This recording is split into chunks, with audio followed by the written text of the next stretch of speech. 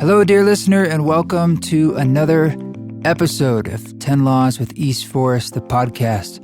Super happy to be back. My guest this week is a conversation I had with Amanda Giacomini. I can only, honestly, I'm not 100% sure how you say her last name, and I can only say it when I sound like a stupid Italian fool. Not that Italians are stupid, but I sound like a stupid Italian fool. Well, more importantly, she goes by 10,000 Buddhas, which is her art project that she's literally painting 10,000 Buddhas, among other things. And it's just turned into this incredibly beautiful meditation on sort of like a mantra of art. And I had the pleasure, to get to know her a little better. I'd see her in passing, here and there at festivals or gigs, sort of crossing in the night, as it were. But when MC Yogi and I were working on Ritual Mystical, I actually stayed at their house for like 2 weeks. So that's when you really get to know folks, when you get to drop into people's lives like that. And they were super kind. And she's one of those people that just seems to always have a very buoyant, positive energy. And it's something that I deeply admire. So beyond wanting to talk to her about her art and her process with art, I also really just wanted to try to dig under that hood a little bit and be like, do you have any tips, any secrets? Because it's not so easy for me. I mean, frankly, like this last week or two, personally, I've been feeling just a lot of low-level anxiety. And that's something, I deal with from, really my whole life. I think since I was 6. I remember like kindergarten being awesome, like truly awesome. Like I liked it more than anything. It was just playtime, building blocks with my friend Matt. And then I remember getting into first grade and seeing the desks and all that kind of stuff and was not into that. And I remember having a nervous breakdown in third grade where I remember it vividly. I just suddenly realized that I had to go to fourth grade and then to fifth grade. And then, I saw my whole future like that. It was just sort of a sham of this system, and I just couldn't handle it. But that school system is sort of there to break you, and I feel like it did break me. And I didn't really wake up out of that until, well, my late 20s. And psychedelics had a lot to do with that. And sort of, how the universe conspires. It sort of all happened at once. And I found information and elders and experiences, and well, here we are. There are the cliff notes to that. But even though I have a lot of practices now that I didn't have before, and a lot more of personal wisdom and knowledge about my own internal process, I still feel anxiety from time to time. And which I make it a little different than depression, and I would say more often than not, I think my mind can slip into melancholia, sort of a depressive mindset if I'm not very careful about personal practices, but anxiety. And I think it's sort of a perfect storm of a lot of things going on. It's a shift of seasons. It's getting hot out here. I've been working a lot, and there's a lot of like loose ends going on, and all things I'm very excited about. But I'm just being honest here. Like I'm noticing that it's causing like something where it's hard to kind of just fully relax. And why this is insidious and why I bring this up is because I notice how it can have these sort of wide-ranging effects in your life. And my body, your body can tell you what's going on. Like I've been feeling like certain kinds of pain, like somatic responses in my body. And in the past, this was very confusing, but now I have to really trust that message to tell me, look, this is a way of, it's sort of like playing whack-a-mole, with your unconscious, and it's coming up in a different place. And the way this was brought to light, and I don't want to say solved, but, illuminated for me before was when a friend recommended this book called Healing Back Pain Now, which is pretty lame title, and it's a pretty boring book. But it's important, and it's Dr. Sarno, and it basically is showing you some connections about unconscious psychological things going on and how they can manifest as pain. A lot of times that's things like, very often, back pain, but in his view, a lot of migraines, sciatica, prostatitis, a whole bunch of different things that he mentions. And for a lot of people, just reading that book is enough to kind of inform your unconscious that the jig is up, that you know what's going on.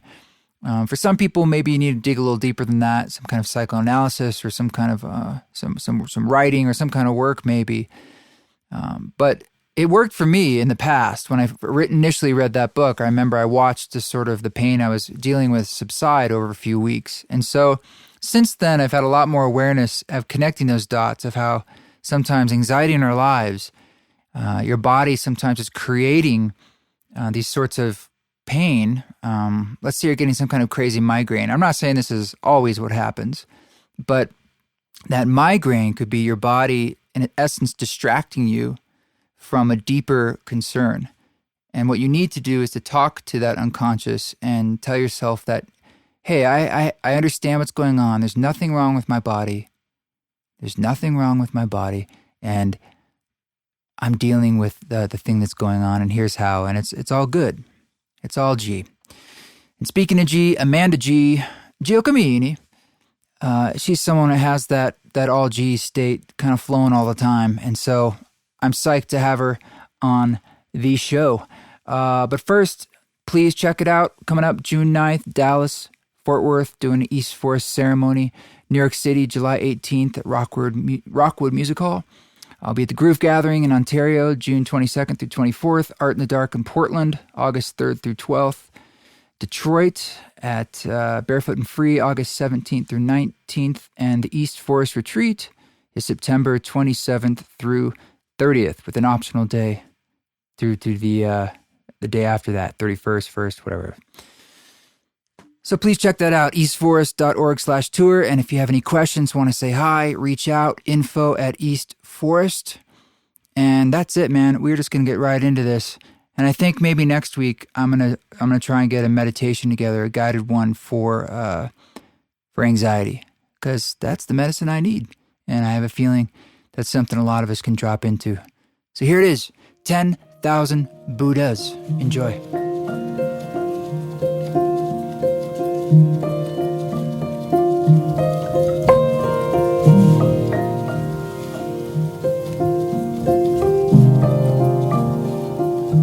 Thank you so much for joining me. I'm happy to spend some more time with you. It's been a while. Likewise. I'm happy to be here with you. You're a busy woman.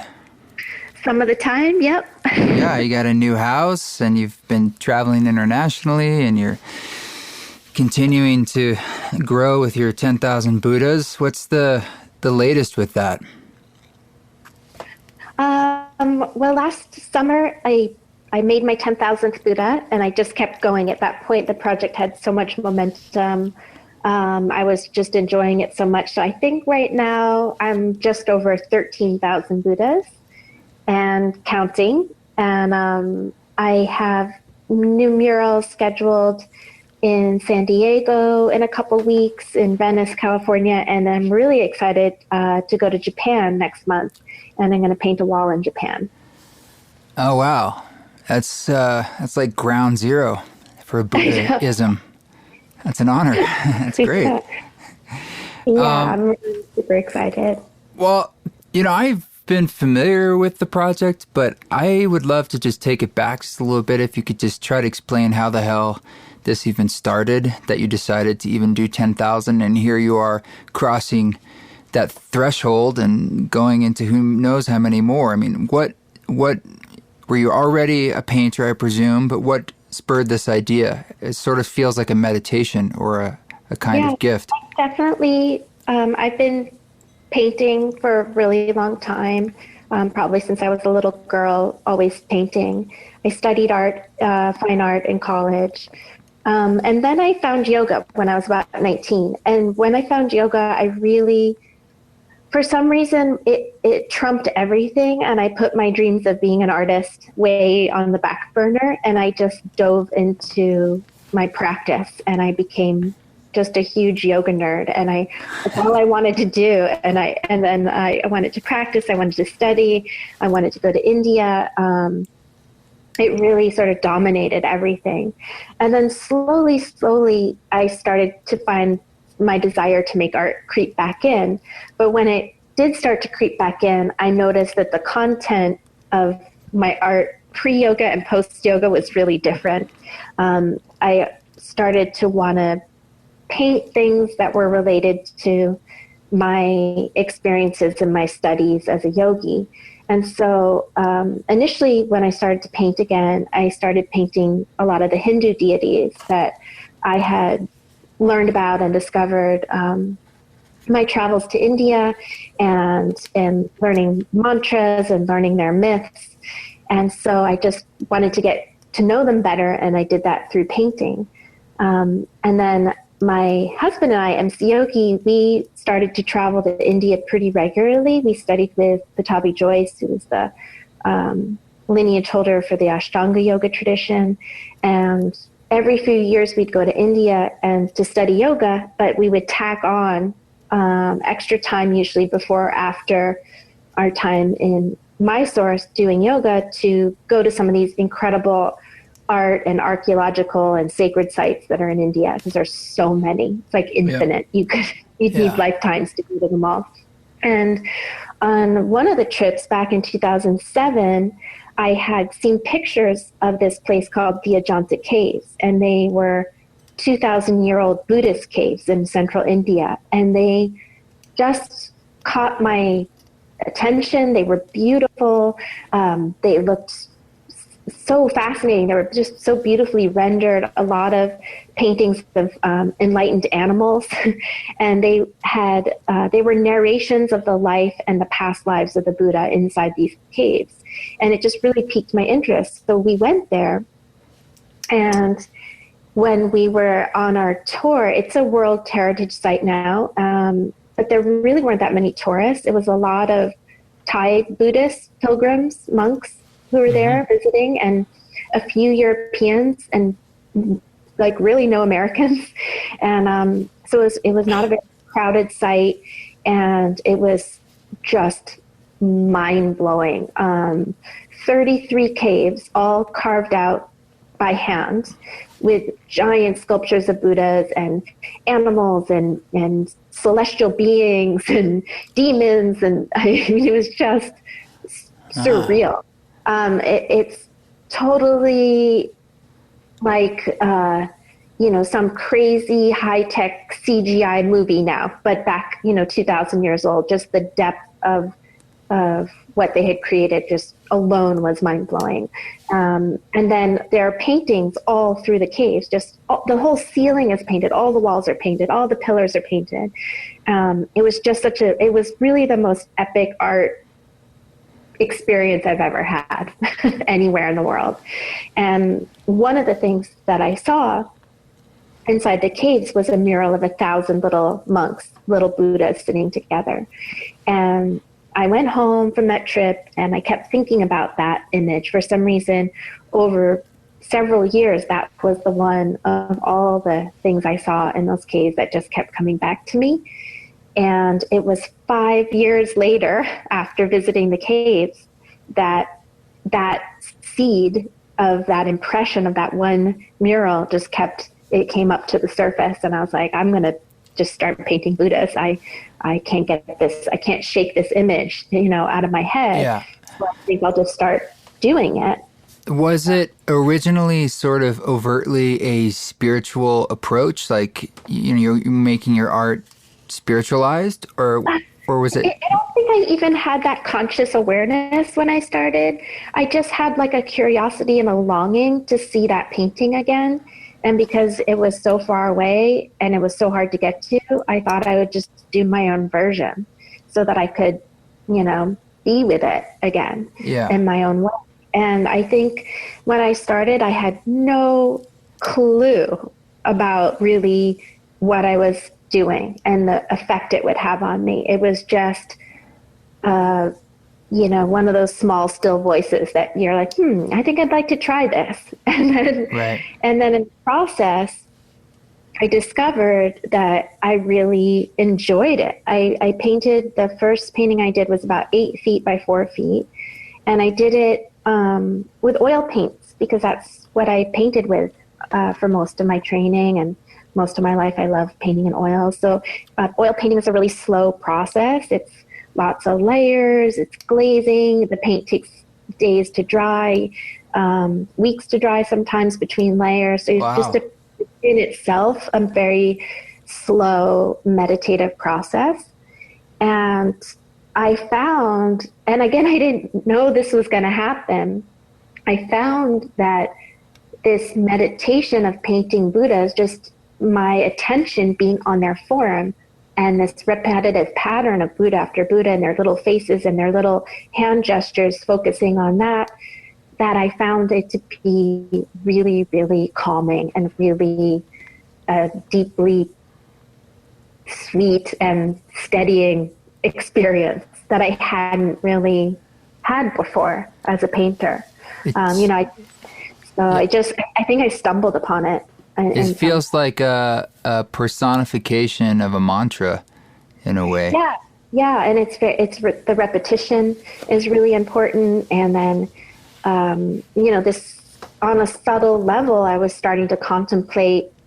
It's like you have this idea in yoga, like you point your mind toward this one thing, and it stabilizes your mind. And then if you point your mind toward one thing that is uplifting and elevating, then you can really like overhaul your nervous system. And so I didn't really know it at the time, but I found over the course of just that first painting, it took me like 9 months, that every time I went to my studio, I noticed, gosh, I'm really just digging this. I'm so peaceful. I feel so calm. I felt like I was in the presence of these Buddhas whenever I was painting them. You develop a relationship with what you're working on.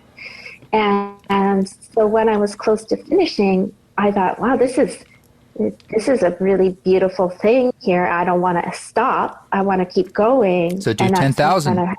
Exactly. I was like, if 99 Buddhas makes me happy, how happy will I be when I do 10,000? And I just, at that point, I think I was really still just doing it for myself. And I just stumbled onto a practice that was another form of meditation, was another form of a devotional practice. And it had a really powerful effect on me. So I just kept doing it. And then the more I did it, the more it revealed itself to me, like, the depth of what I was doing. But I certainly didn't know when I started. So are you monogamous to the Buddha, or do you paint other things? Oh my gosh, it's such a funny question. I honestly, for the last 6 years, I have pretty much just painted Buddhas. I did a little detour about 2 years ago. I started painting these magical ponies. And the reason for that was MC Yogi and I had a dog, the Mo, who we had for 16 years, and he passed away. And when he passed away, I would dream about him, and in my dreams, he was the size of a horse. And I would ride him, and we would fly around. He was like cool. A magical spirit pony now. Like I was like meeting him in like his spirit form. And so honestly, I started painting these ponies on the side as a tribute and a way to connect to my dog, who I still dearly miss and love. So, but primarily that's all I've been painting for the last 7 years. Yeah, I miss my dog too. I'm actually watching a friend's dog right now, so I'm getting back into that dog world. And this dog, it's an Australian Shepherd. He's like more loyal to me within 1 day of being here than my other dog, Kaya, ever has been. That's so funny. It's sort of like strange how he just will go anywhere I go, just do whatever I do. He just stays around. Yeah, so dogs have, different personalities and temperaments, and some of them are deeply devotional beings, and really, really love that they thrive off that sense of connection and loyalty. So I'm curious, going back before you were saying you're doing art in college and that kind of stuff. Anytime you go into a field like this where you're essentially carving your own path, there's got to be some inevitable fear that comes up, certainly early on, unless you just sort of stumble into it, or maybe it doesn't for you. But being an artist and making your own income and following these visions you have to create that art, as opposed to trying to like pander and figure out what maybe would be a better business perhaps or sell better. That's always a fine line when it becomes your job. Right. And especially when it's so inherently tied to a spiritual calling inside yourself. And how do you find that manifests for you? What comes up and what sort of challenges do you find you face when you have to do this as a business? Well, I think pre-yoga, when I was painting, and I always thought I would end up being an artist, I actually worked for an art gallery in San Francisco for several years as part of my, credits for college. Uh-huh. And when I was making art then, I saw the underbelly of the art world and how commercial it was. And I saw that artists had to like create this persona, and then they had to sell this persona. It was like a whole package thing, almost as important as their work as this whole story that they had around it. Reminds me of the music world. Yeah, and I think that's why when I found yoga, I actually had a distaste for the art world at that point. I thought, wow, I felt like at the time, yoga to me was like this incredible healing modality. And I thought, and at the time I was looking at the art world, like this is really narcissistic and shallow. Mm-hmm. And I think that's part of why I put it aside. And during those years when I thought about being an artist, I did think it was more of a struggle. I was more in my, the shadow side of my ego. What am I putting out there? Will anyone buy it? And how would all of that. And when I kind of left it, I kind of decided I don't want to do that anymore when I found yoga. And then when the art came back and it was more just for me, and I did it for my own pure joy and not really thinking at all about how I would sell it or market it at all. It became just sort of surprising and delightful that people they also liked the Buddhas, and they also thought that it was, gave them a sense of peace and calm by looking at them. So they wanted to buy them. And that was like, really? Oh, that's cool. Because if I keep making 10,000, I'm going to be buried in Buddhas. Like, I'll need to rent a huge. Yeah. If you don't sell them, they'll overcome you. Yeah. You need to get them out of the space. Literally buried me if I didn't, if people weren't kind enough to buy them. So it worked out really well. And then it helped me to grow, and it helped me to dedicate more time to it. And then it helped me to do sort of graduate to being a public artist and a street artist, which, requires a lot of time and investment. And most of the street art I've done has been pro bono. I've had to fund it myself. So, selling the smaller pieces helped support doing, free public art. So it all kind of just flowed, but it came from a place that was, I really, at the time, we had a pretty steady yoga studio that we've had now for 18 years, our yoga studio. And I think I was never put the pressure on my art to support me or pay the bills. So it just became this thing that was joyful for me. And if I sold them, then I could make more. And I didn't have a lot of pressure around it. I had the same process with music too, like previously pursuing it in a very different way, more commercial way, falling completely out of love with that sort of business commercialized side. And then when I came back to it, it was wanting to represent or to kind of chase certain feelings that I was having through spiritual experiences that were very new for me at the time. And I was very excited about how that music was playing a role in that, in some of like ceremonies and things. and I really was trying to uncover or kind of unlock that code of what it was that magic recipe. And I love that. And there is something, with music and visual art that reaches into the subconscious, that it's this way of expressing things that we can't express completely with words. And so I love that you had that same experience, just wanting to communicate and using this other. Yeah, it was very personal, and like I also didn't have any real goals or plans with it. And as a matter of fact, everything was free at the beginning. And in that same thinking, like eastforest.org, like it's a .org, and the reason that is because I was trying to keep it sort of like in the spirit of the gift, and I still try to do that in any way I can. Like that first record that I created for myself with no plans for it is still free. Like it's wow. Something out there on Creative Commons, and anyone can download that and use it and enjoy it.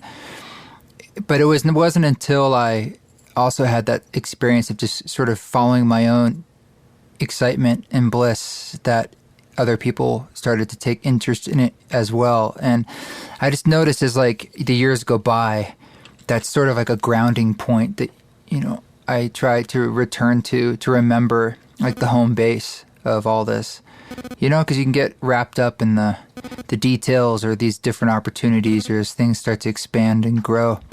Right. No, it's true. And I think it's important to remember why you're doing it, back to the purpose or the mission. Yeah, what you like about it, what actually inspires you, and the thing that core mission. So, well, I am still curious. I wanted to hone in on that question I asked you before a little tighter, and that is, maybe I could say, in this process for you as you do it, does doubt play a role at all, or fear? And when it does, how does it come up, and how do you work with that if it comes up?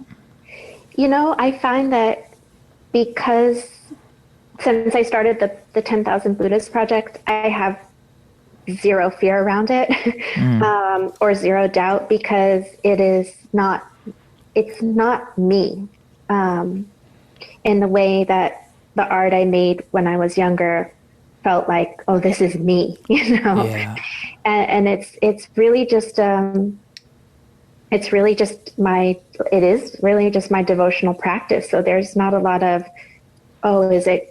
it's not a lot of judgment that I have around it. It's just coming from a pretty pure place and put it out there. And I don't, I think my only fear was I want to be really respectful of the image. And my fear would be, I don't want to do anything that would be disrespectful. Right. Using a symbol that for a lot of people is their religious symbol. Yeah. Well, it's not like you drew 10,000 Allahs, or when you went in that cave and there was all the demons, you could have been inspired to do 10,000 demons, I suppose, which could be interesting too. Yeah. If I were a different kind of person. Yeah. I remember, actually, I had this memory when I was about 15 at the school I went to. They brought in an artist to come speak to us. And I remember this artist his art was really dark and pretty scary. It was kind of demonish. And he told us in his artist talk that he basically had these horrible nightmares. He was plagued with horrible nightmares, and he would wake up and write them down. And his art with these giant sculptures were created from these terrible nightmares. Oh my God. And I remember being 15, being like, okay, like, so he's choosing to share the scariest part of his inner world. And I remember having this thought of like, what would it be like if I could share the most beautiful part of my inner world, And I remember having that thought at 15, like a desire to want to share that which would be uplifting and joyful. You must have had really good parents. I don't know. What did your mom and dad do for work? My mom my parents divorced when I was 5, and my mom decided to become a talk show host, and she did. And she had a live hour-long talk show when I was growing up in Boston.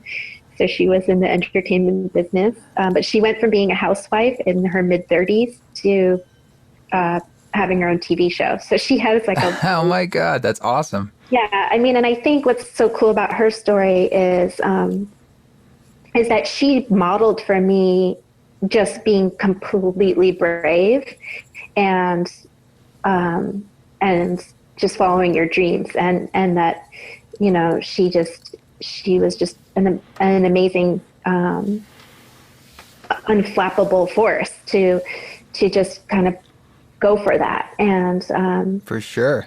and so that was pretty cool. She was also extremely open-minded, and because she was on TV, she always was interviewing interesting authors and writers, and she would often pass on things to my sister and I, like, hey, there's this cool meditation technique I learned, or creative visualization. A lot of stuff that I got interested in my teenage years was because my mom just casually, like, oh, I interviewed this person and here's their book. And I got exposed to a lot of kind of radical and interesting ideas from her. What was the name of the show?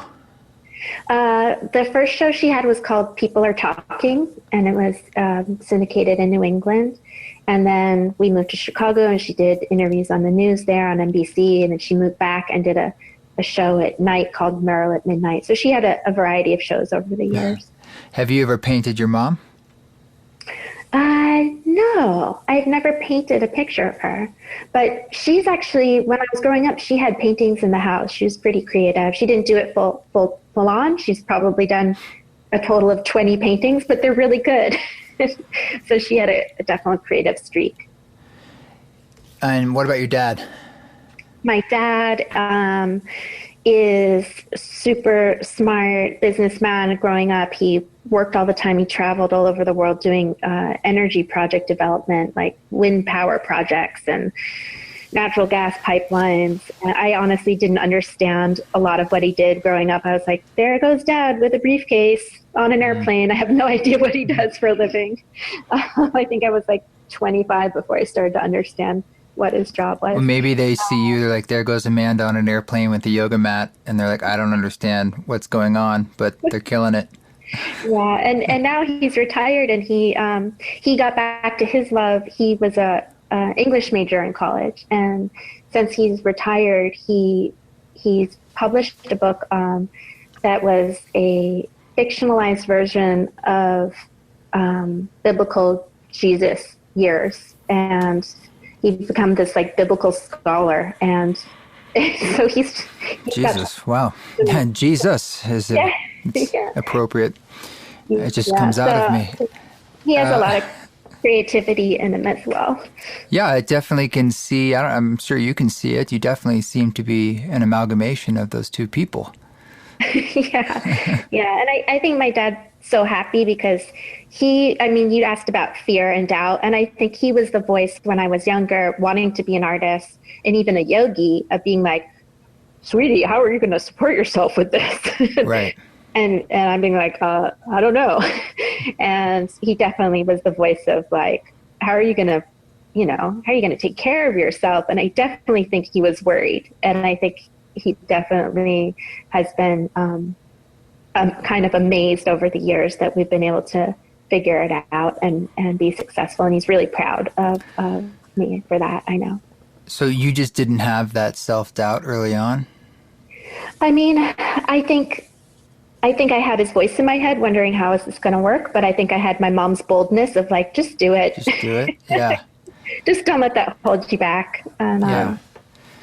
Well, in that process then, like if you're looking back, do you feel like you have any sort of maxims that you do employ as sort of, even just saying that you're just to do things is one of them, or advice you would give to people who perhaps have a stronger sense of that critic in their mind, and whether they even feel that they're creative or not? I think that the critic is obviously for a lot of people like the biggest obstacle for actually producing something creative. Or you can maybe produce it, but then you don't want to share it. And I think you have to find a way to subliminate that voice in some way. I think definitely my yoga practices helped, when just focusing my mind on like mantras, or just, I'm going to paint these Buddhas. I'm not really going to I'm not going to let any kind of weird thoughts get in the way. It's just me and Buddha right now for the next 3 hours, was a way to silence any kind of criticalness that would have maybe stopped me. I definitely went through a phase, like after starting yoga, before I started making art again, where I felt I was having a lot of what I call creative miscarriages. I would start projects and get kind of excited, and I would get down the first few sort of parts of it, and I'd start like 3 or 4 paintings, and then my energy and enthusiasm would just peter out. It would go from this full sort of rush of excitement and energy and enthusiasm to just nothing. I would go in there and I would just look at them like, these don't work and I don't know how to fix them. And that was, there were several years of that, Wow. wanting to be creative. And it was hard because I was married to somebody who was like a fire hose of creativity and like constantly making and creating and having, like, seems to me, from my perspective, zero criticism, inner critic or hesitation to share what he had made. And I would just be like, I'd make these like 3 dinky little paintings and I'd be like, that's not very good. And then I kind of just go back to my practice for solace and kept doing more and more yoga. And I think it really took me landing on this 10,000 Buddha project to really save me as an artist. I think before that, I was not taking myself seriously as an artist. I think I did it on the side. I definitely, during those years, doubted whether it was even worthwhile for me to make anything. And I think somehow stumbling into a process that was personal and then seeing how people responded to it definitely kind of picked me up out of this place of not really, now I really feel like when people say, well, what do you do? And I can say, well, I'm a painter, I'm a muralist. And I can like say that with confidence now. Yeah. There definitely was some years where I couldn't say that. So, do you think the element... It just took for me to put my project. Sorry to interrupt you. I was just curious if you thought the element of repetition maybe plays some role. I'm trying to think, like, if you were to talk to someone else who was in that rut artistically, and it, sort of what unlocked it for you. Part of it was a subject matter. Part of it seems to be this repetition. I mean, the fact that there's this number attached to it, 10,000, is the idea. And I think that's interesting because there's this saying about 10,000 hours for mastery, Right. Which may or may not be true. But it's an interesting that these things line up. I don't know how you picked that number 10,000, but perhaps something about doing something over and over again that you enjoy, as opposed to like scrambling around trying 10,000 different things. Right. You know what I mean? I think a couple. I'll share with you a couple moments that I had in my development to get to this place that I think had an impact. And one was during the years where I was not really making art. I had been practicing yoga. I kind of set my art to the side, and I was working at a book publisher in San Francisco.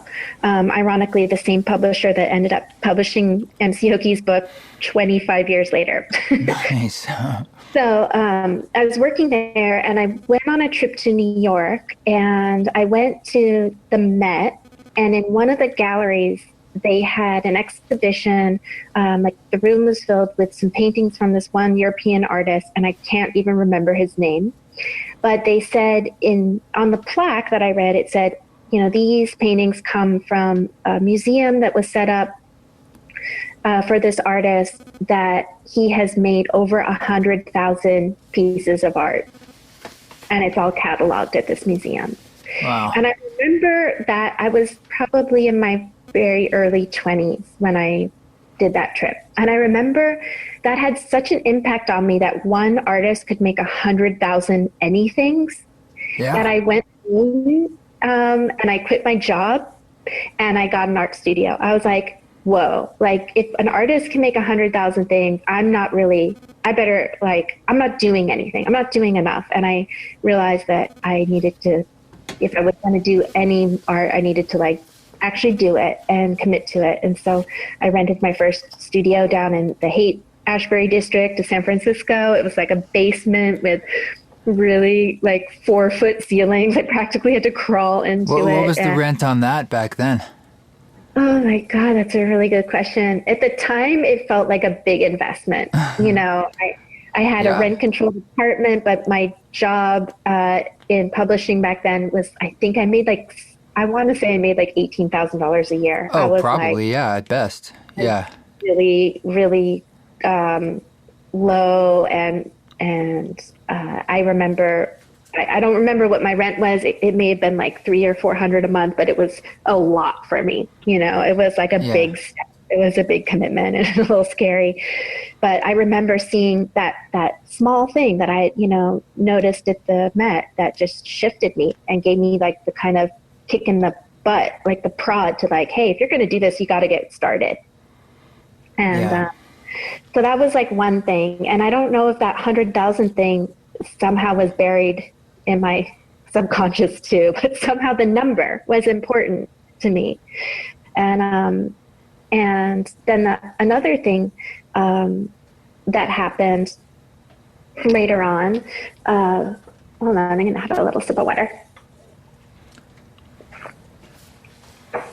Well, I actually, the 10,000 just kind of came, it was sort of like a subconscious thing that occurred to me. Again, it wasn't very, I didn't have a reason. I just picked a big number. It's a big commitment.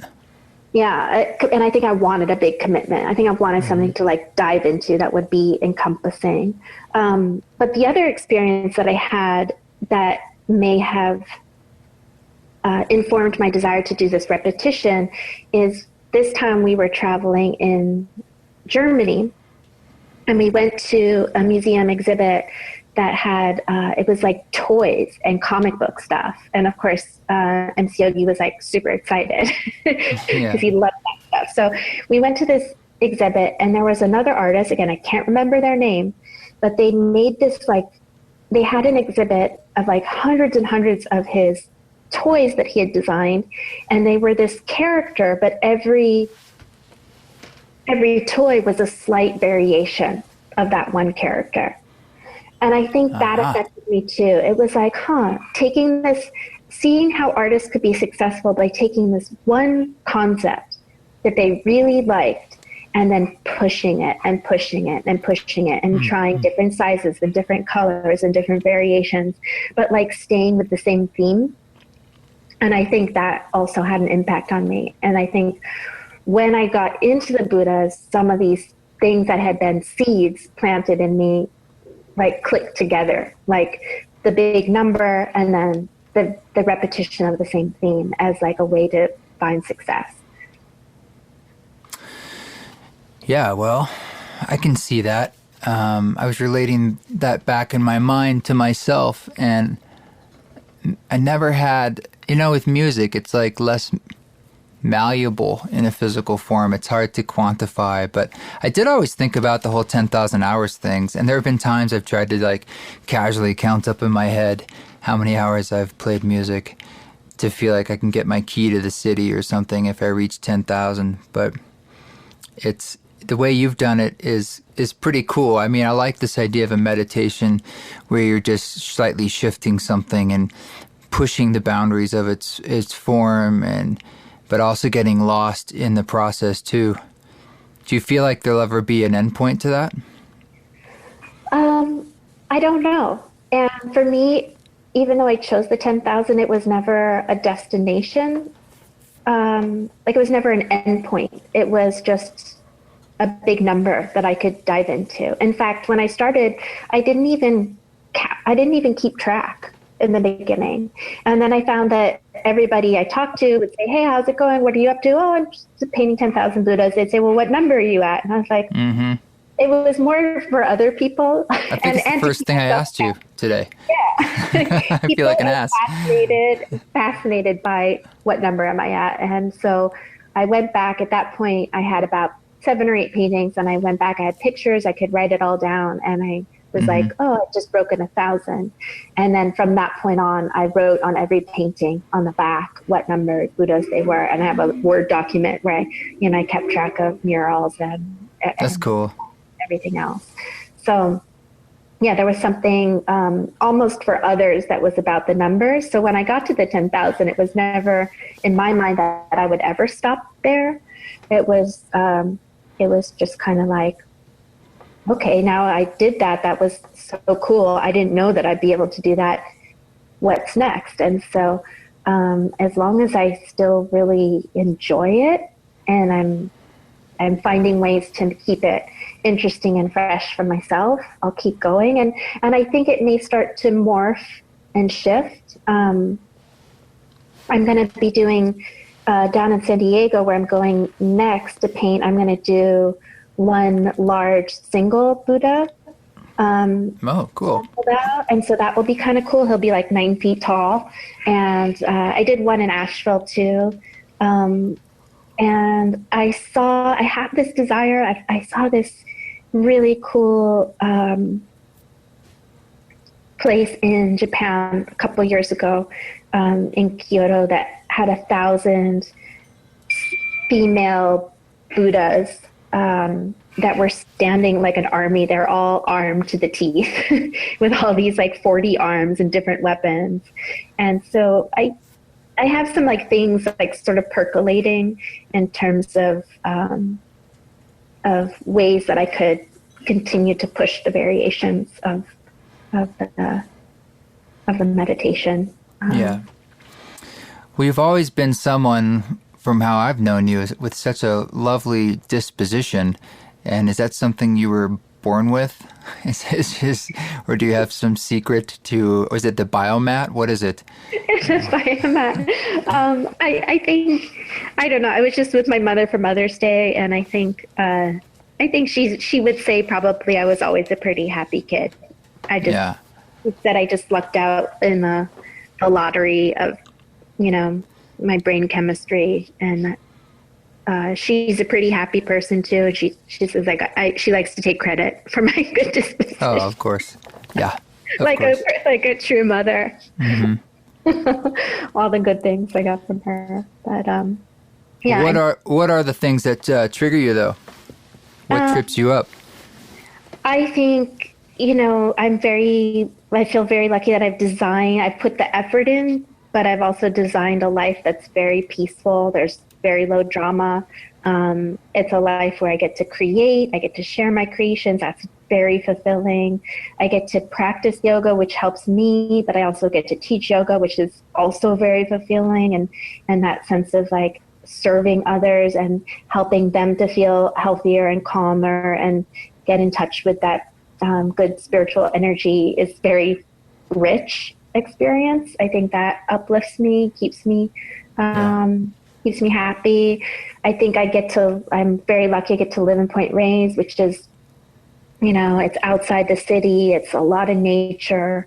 I think that helps feed me. I got this garden that I love to be out there with the plants, and I get happy when I'm in my garden, talking to the plants. I love cooking. I think just choosing things every day that help keep me in a good place. I think I can get grumpy. I can get run down. I can get agitated. It's not like I'm beyond those things, but I do my best to fill my day with as many things that keep me in the good spiral.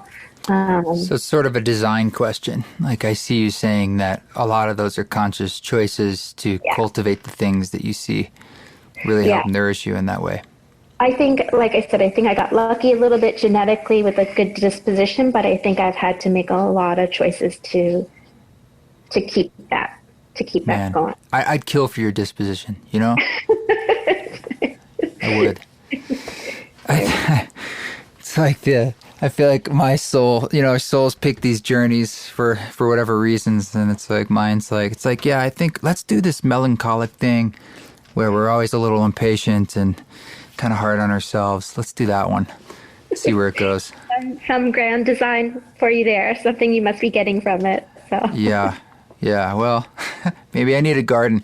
You also like really good wine. Maybe that's a ticket I too. do. Good glass of wine, good glass of coffee. Definitely enjoy the senses. I Yeah. think I'm deeply affected by beauty and good food And music. and music. Yeah. Yeah. I got so excited. We did a show down in Joshua Tree, and MCA decided to bring these bubble guns that lit up and blew bubbles everywhere. He invited me on stage, and I had 2 bubble guns, and I found myself like twirling around. Oh my God. Superhero. And he was in a superhero outfit. The whole thing almost sent me to the moon. Just got so excited. Wow. It almost put me over the edge. Like too much happiness. Death by happiness. Um, Well, if it could happen to anyone, I could see it happening to you guys, exploding in a sea of joy. yeah, sometimes it gets right up there. Well, cool. Where can people find your work at this moment? And I'm sure some of your stuff is for sale straight up, or do you have to commission it? How's that work? I have a website which is 10,000 Buddhas. It's numeric. It's 140 Buddhas, and that's the same on Instagram and Facebook at 10,000 Buddhas. And I do put up work every so often. It goes pretty quickly, so there's not a ton of inventory up there at any given time. But I'm working on 3 new paintings now, and I will be doing another round of prints soon. So. Yeah, you can keep your eye out. I've started to do some journals and some other little items to help keep up with the demand. Yeah, I've got one of those journals right here. Yeah, great. But mine has magical ponies. Yes. And I'm very excited. So Wanderlust up at Squaw invited me to come up and do a magical pony mural this summer. Oh, so cool. I'm super excited. How long does that take for you to do something like that? I've gotten the one thing about repetition is it makes you really efficient. Mm-hmm. And every time I do a wall, I figure out new little tricks. I'll use these clips, and then I'll use this cardboard, and everything gets a little bit faster. So I can cover a lot of square footage in a day, actually. And I find when I do a wall, I've done like a huge 3-story wall in 3.5 days. Wow. But I would think that that 9-foot Buddha would almost take longer because it's one figure. One figure, but it's stenciled. So the prep work is time consuming, like cutting out the different layers of the stencil. But Right. then the actual execution, maybe half an hour. Oh, okay. Yeah, it's using street art techniques. So you do a lot of the prep work, and then when you actually go to apply it, it goes really fast. Nice. Yeah. So But have you been to Japan before? Yes, been a couple times. Absolutely love it, and really excited to go back. Do you ever get mistaken for like half Japanese or quarter or something? Oh, that's a funny question. My best friend in college was half Japanese, and people always thought we were sisters. I think I have the high cheekbones and Dark dark Yeah. straight hair. Mm-hmm. But when I'm there, not so much. Last time I was there, I was walking through the train station, and I had on this. Like my favorite summer outfit of the year, which was this like sort of short like onesie thing that was a palm tree print in like blues and turquoise. And I suddenly looked around, and I was like, no, I do not look like anybody else in this train station. Everybody had kind of a black and gray uniform on, and I definitely didn't look Japanese in that moment. Well, it's good to strike out on your own. You're a brave soul. Yeah. Well, Thank you, Amanda. It's been lovely to talk to you, and Thank you, Forrest. I hope you come visit us again soon. I do too. I'm really looking forward to seeing the new digs. Yeah, we would love to have you. You were one of my favorite house guests ever because you Oh, like to cook and you make your bed. So you're always welcome. you had a biomat in the guest room, so I was pretty much good to go. Yeah, we do. We still have that for you. Oh my God! Wow, it's you guys are moving up in the world. Yeah, it's cool. All right. Well, thanks. Have an awesome day. Thank you too. You have a wonderful day. We'll see you soon. Well, there it is. Thank you to 10,000 Buddhas, Amanda, for joining us. I really enjoyed our conversation, and it's inspiring. It's like I think I can do it. You know, it's like you hear something like that and you think, I'm gonna. It can be done. It can be done. If you like this song you're hearing in the background, this is called Brushed, and it is from the album Held/Kindred, which was a companion record to the album Held that came out, I believe, last year. And it's got some B-sides and also some remixes, and this is one of those B-sides. Thank you again for listening to the podcast. Please do review it. Just scroll down there on your phone. I think it's on you'll find it, somewhere at the main page of 10 Laws with East Forest Podcast. Give it those 5 stars. More importantly, give it a review and share it on social media. Share it with your friends. It just helps us stay sustainable in these first few weeks of getting this thing out. And I'm looking forward to having lots more conversations and offering whatever comes up. So keep walking your walk. Don't take any shit, but if you do it with grace.